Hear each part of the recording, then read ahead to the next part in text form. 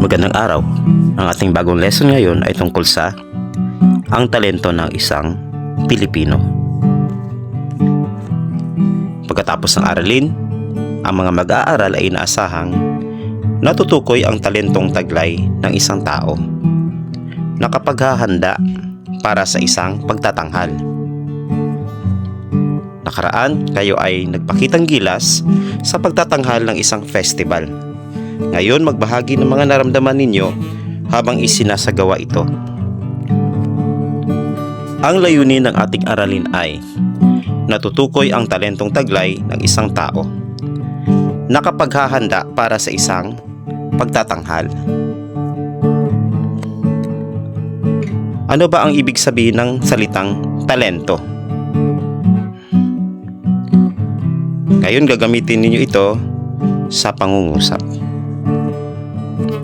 Alam niyo ba na ang talento ay isang likas na nakuha na kakayanan o abilidad na nagbibigay sa isang tao ng kasanayan o kahusayan sa isang particular na larangan.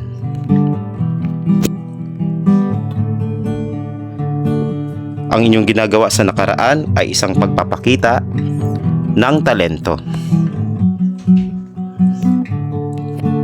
Ang talento ay isang likas o nakuha na kakayahan o abilidad na nagbibigay sa isang tao ng kasanayan o kahusayan sa isang particular na larangan. Alam niyo ba na ang mga Pilipino ay mahuhusay sa mga sumusunod na talento? Una, musika. Kilala ang mga Pilipino sa pagiging likas ng papagmahal sa musika. Mula sa mga katutubong instrumento hanggang sa modernong kanta, ang musika ay bahagi ng ating kultura tulad ng harana at karaoke. Maraming Pilipino ang kinikilala sa buong mundo bilang magagaling na mga awit at kompositor. Ikalawa ay ang sayaw. Ang talento sa pagsayaw ay makikita sa ating mga tradisyon at selebrasyon. Mula sa mga katutubong sayaw gaya ng tinikling at itik-itik hanggang sa modernong hip-hop at ballroom.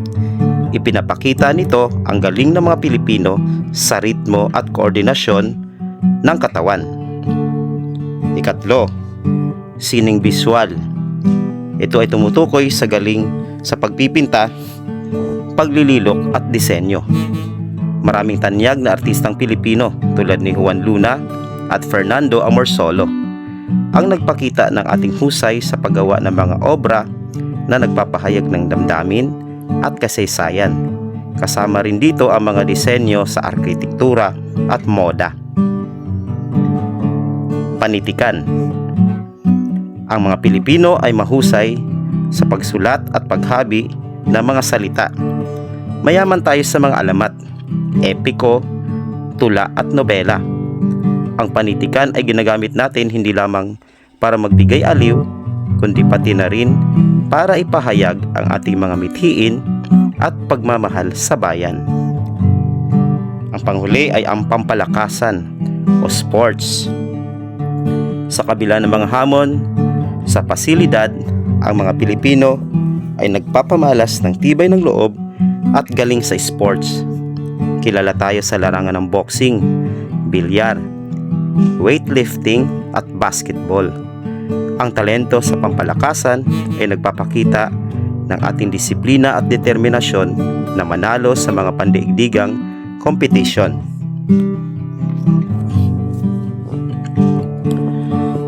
Ito naman ang mga halimbawa ng mga Pilipinong may talento sa iba't ibang larangan.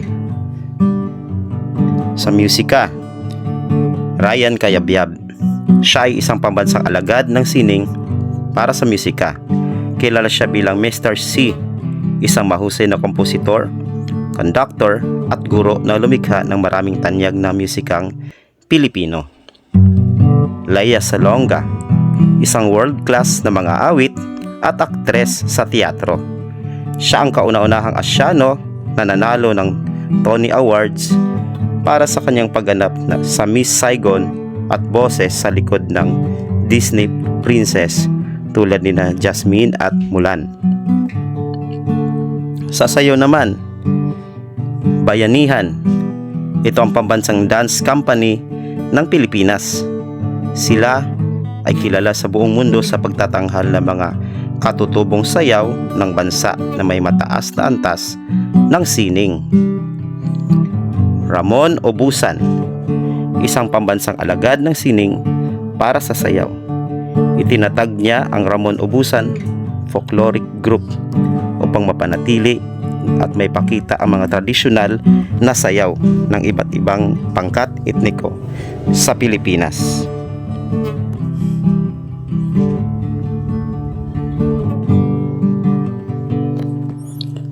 El Gama Penumbra, isang grupong Pilipino na naging tanyag sa buong mundo matapos manalo sa Asia's Got Talent.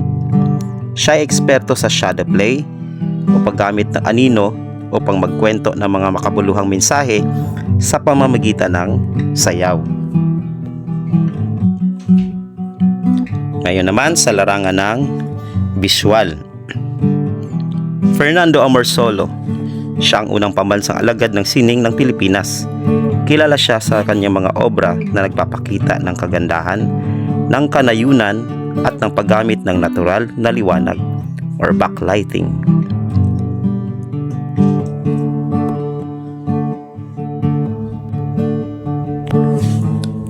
Aljo Pingol, isang kontemporaryong pintor na kilala sa kanyang estilo na figurative expressionism. Ang kanyang mga gawa ay madalas nagpapakita ng masasayang eksena ng kulturang Pilipino na may makukulay at bilugang mga karakter.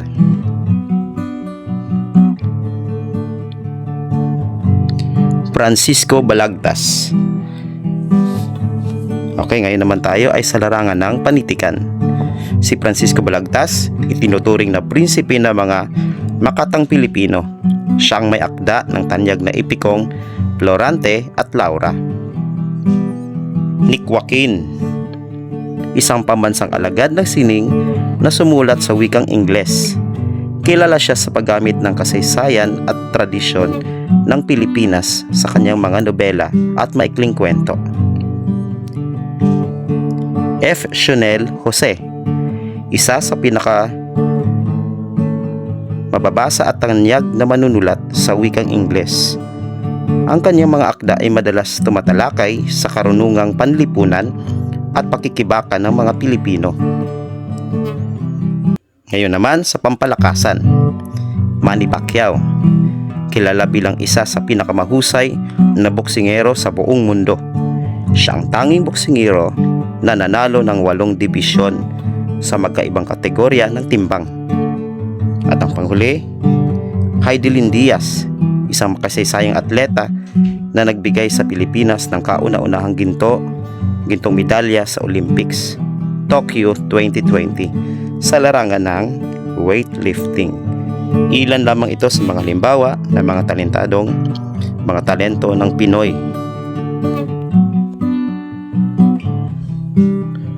Ngayon,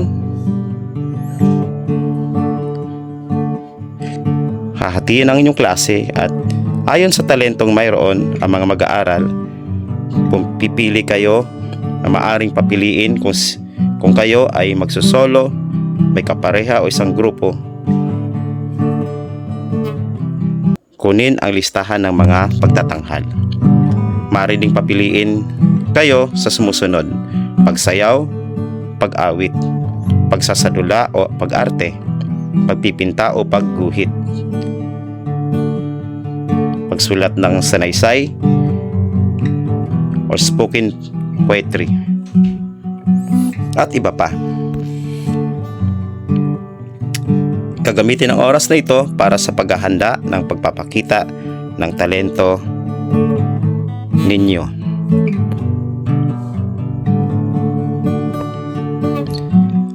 Paano mo mapapahalagahan ang talentong ibinigay sa iyo ng lumikha? At bakit dapat napahalagahan ng isang Pilipino ang talentong ibinigay ng may likha? Paano mo may pakikita na nirerespeto mo ang talento ng ibang tao?